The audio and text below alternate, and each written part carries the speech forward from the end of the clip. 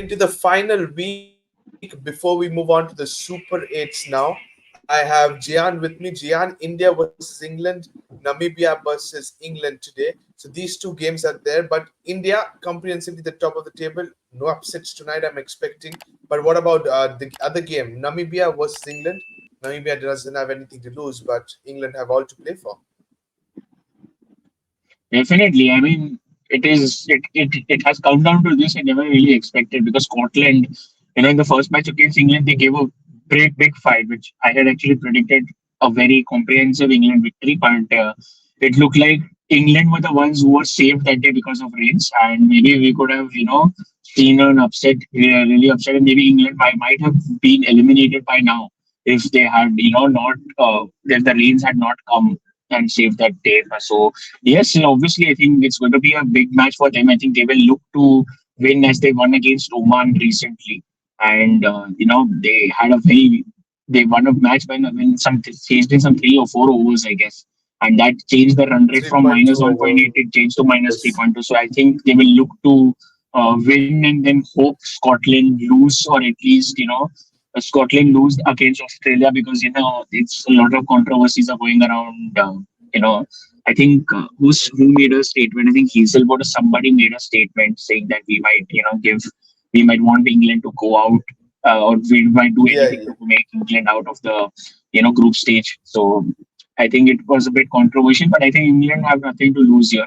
I hope rain stays away for that game, and we have a full game, and they get their run rate is already good, so they will look to just win that game by comprehensive. They think Namibia shouldn't be much of a threat to them, and they should just stick to their basics. So I think India Canada, I Okay. think more like a practice game according to me.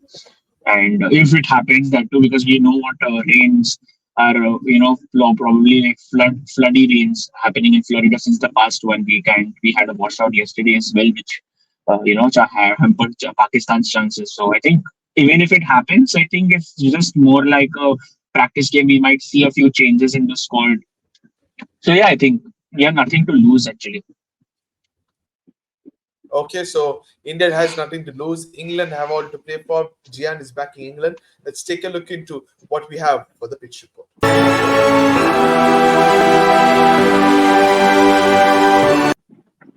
Here's the pitch report. Florida doesn't look good. Yesterday, you said Pakistan's all chances went by. USA were the team that was celebrating, so they are now going to go to West Indies celebrating because they will be there in the Super 8s against some of the big sides. One of them is West Indies and South Africa there. But Antigua, you can see a game taking place, England versus Namibia. But Gian, what's your take when it comes to this USA? In case we have a game, do you see players like Kuldeep Yadav getting a chance? I mean, difficult right now because Rohit is a player or captain to not make many changes in the squad, especially if you are winning games. If we might have lost a game in between, might have got a 1 or 2 changes here and there. But I feel when you're in that winning momentum, unless an injury comes up, I think it will be risky. But if at all Kuldeep was to make the 11, I think it would be for Ravindra Jadeja, because I really see there was no point playing Jadeja because the guy hasn't scored a single run, neither has taken a wicket, neither has taken Correct. a single catch. So I think he's more like a liability right now, like more than an asset. I mean, all respect due to respect to him. He's a very caliber, fielder, a good player, but I think in that he's just not fit to play in that T20 11 right now. So according to me, if he's not being used for bowling, I think Kuldeep Yadav, he's improved his batting also very neatly. So even in the IPL also we saw that he could bat, and add some runs. And right now, adding runs in that tail enders, adding runs is like gold right now, because those runs are too handy. Absolutely. We saw that India Pakistan also, the Arshdeep Singh adding that 9 runs extra in series, sticking around having 4-5 runs. So, those 15, 20 runs make a lot of difference. So I think Kuldeep is a player, who can add that runs at number 8 or number 9. So I think, yeah, and obviously we know what he's capable of with the ball also. He can literally rip apart any batting order. And I think this guy, I think I don't see any other replacement apart from, Jadeja getting dropped and Kuldeep Yadav getting in that team. Okay, so only change could be that. No changes for you when it comes to the the opening slot, Virat Kohli. Some of them are saying number three could be his best position, or would you stick to Virat and Rohit opening? See, if you want to play Virat at number three again, then you might have to drop Shivam Dubey, someone from the middle order, and you might play Yashasvi Jaiswal at the top. So again, that question comes up. So do you play Yashasvi at the top with Rohit, continue Virat at three, but you will have to, that middle order might be a bit big league. Then they will only have Surya Kumar Hardik for that, to stabilize that. But But and I'm obviously sorry to Upside is there. interrupt, but if Virat comes at three, what position does it make for Sky and Pant? Exactly, that is the whole that is the whole point over here because Pant has already we saw Pant has already been comfortable playing at number three, playing all those crucial knocks in that warm up match against Bangladesh. Also, we saw the way he played freely, how freely he played. Even the match against Pakistan, he that 42 runs, whatever he made was so crucial. Whenever we our top order, both of the openers went out cheaply. So Pant was the one to carry that innings, playing those shots on such kind of a wicket. It's not easy. And obviously, Florida is a much better, track to bat on, slightly better than New York comparatively. But and the punt again, that batting order shouldn't happen now. This if he promotes, if he plays punt at number four, then Sky would need to come at number five. So that entire batting order goes to for a toss. So do they take that gamble or no? Is a question mark over here.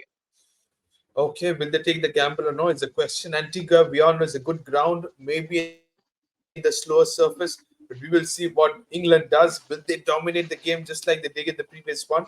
We will wait and see. But let's take a look into the top three players to watch out for, starting with India versus Canada.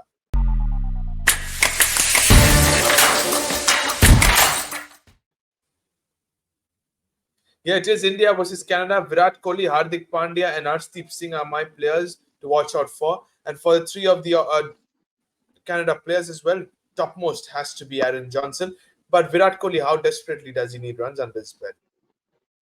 Definitely. See, you can't count out Virat Kohli out of any tournament. I mean, bad patch, who doesn't have? Which player has not gone through a bad patch in an ICC tournament? I think Sunil Gavaskar had a bad patch in the 1983 World Cup, but obviously didn't take the fact that he was the best player in the world. And Sachin has had a bad patch in the 2007 World Cup. So Virat Kohli, in a T20 World Cup, obviously we know what kind of a player he is, twice the man of the tournament.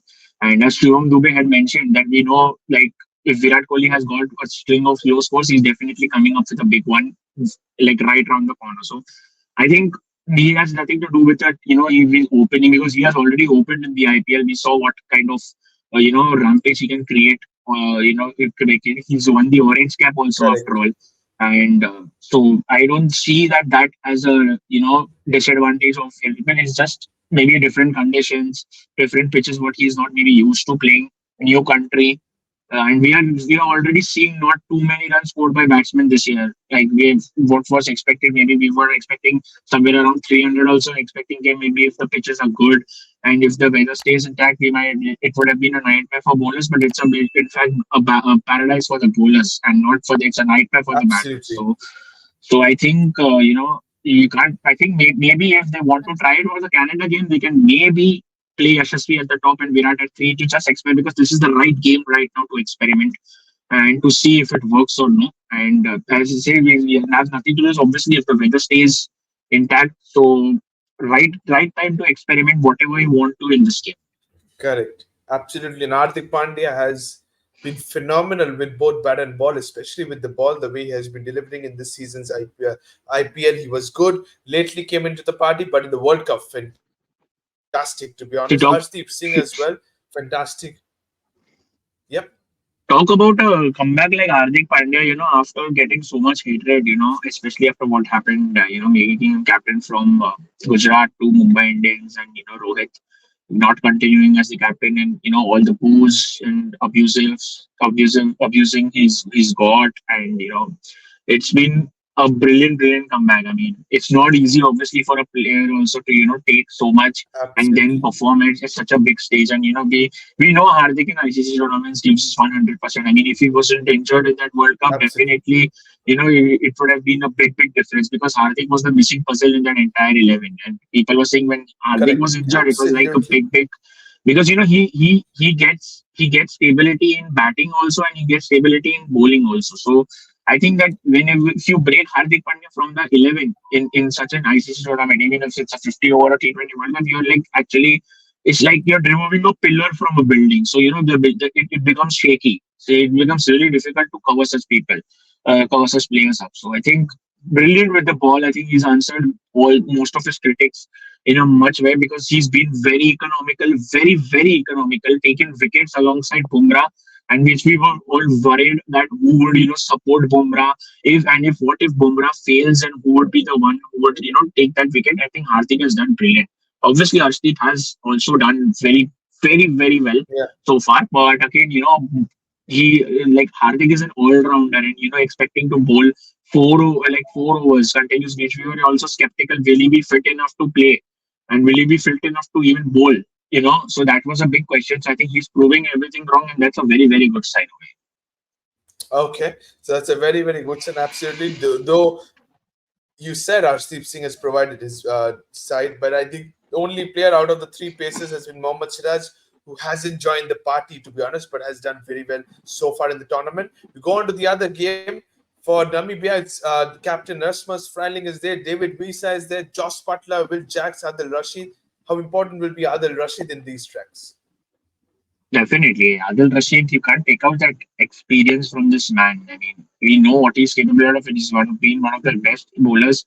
And I think one more player I would add is here again, Jofra Archer. I mean, the guy, is not up to his 100%, but still, he's bowling up to the mark. The bowlers, the batsmen aren't able to read him. And, it will be very, very difficult for a team like Namibia to maybe, see what kind of the rocket balls which is coming there with, because Antigua is a pitch, it's a fast pitch. It's not a pitch like New York or Florida, which is slow, dampered, which doesn't come too much. And it will be tested, either if he can take a lot of wickets or he might go for a lot of runs. So it's a risk, but if Jovra Archer clicks here, it's going to be a nightmare for Namibia. Absolutely. He loves playing at the West Indies. It's going to be nightmare for Namibia. We have to see David Visa. Can he use all his experience against the All Guns England side? We will see when time comes. Let's take a look into the predicted playing 11.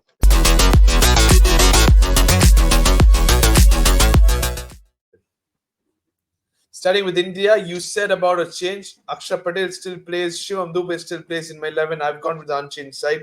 Still, do you think any changes will be made today?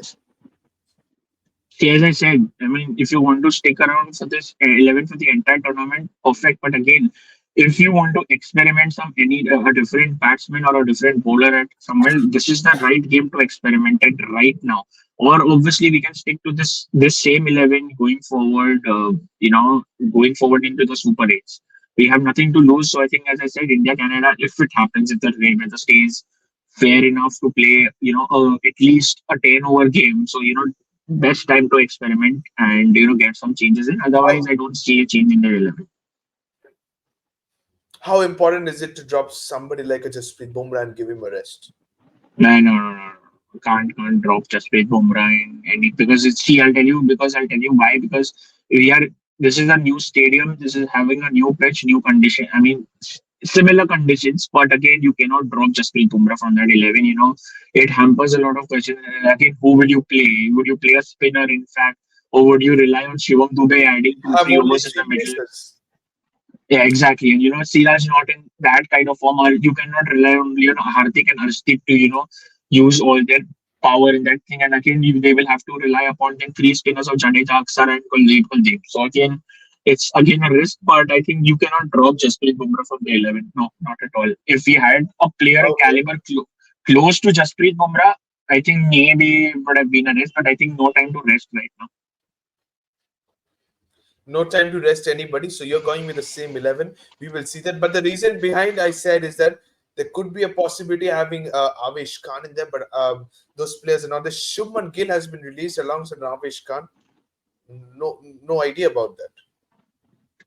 No, I feel. See, I'll tell you. They were always reserves. They were never going to play this tournament. Unless and a irreversible injury would have come up. Maybe any of Hardik or Shivam Dubey or somebody would have got injured or maybe out of the tournament. Maybe somebody would have got roped in. But I think they already have the backup in the form of Rinku Singh and Khalil Ahmed. So I don't think, and already we have substitutes as well also waiting. Sanju Samson is waiting in that, there's this Kuldeep Yadav, the Yuzvendra Chahal.